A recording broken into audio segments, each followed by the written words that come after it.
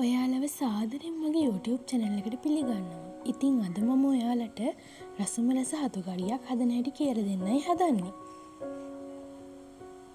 මුලින්ම අපි හතු හොඳින් ලුණු දාලා හොදගෙන මේ විදිහට කෑලි වලට කපා ගන්න ඕන.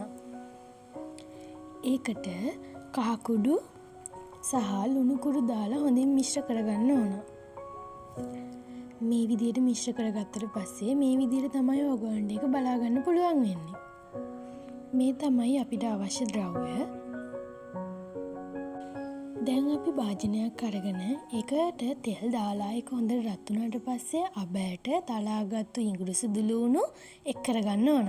දැන් අපි කපාගත්තු ලූණු, මිරිස්, රම්පා සහ කරපිංච එක් කරගෙන ඒක හොඳට මිශ්‍ර කරගන්න ඕන. මේ ටික හොඳින් බැදෙන්න දුන්නට පස්සේ අපි ඒකට මිරිස් කුඩු එක් කරගන්න ඕන. ඒ වගේම සූදුරු එක් කරගන්න ඕන. දැන් නැවත හොඳින් මිශ්‍ර කරගමු. දැන් අපි බෙදපු 3-5 කුඩු එක් කරගන්න ඕන. ඒ වගේම අමුතුණු 5 කුඩුත් එක් කරගන්න ඕන. දැන් හොඳින් මේ ටික මිශ්‍ර කරගමු.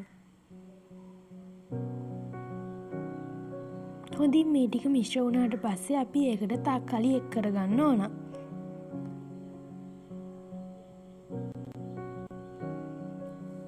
දැන් අවශ්‍ය පමණින් අපි ලුණු කුඩු එක් කරගන්න ඕන.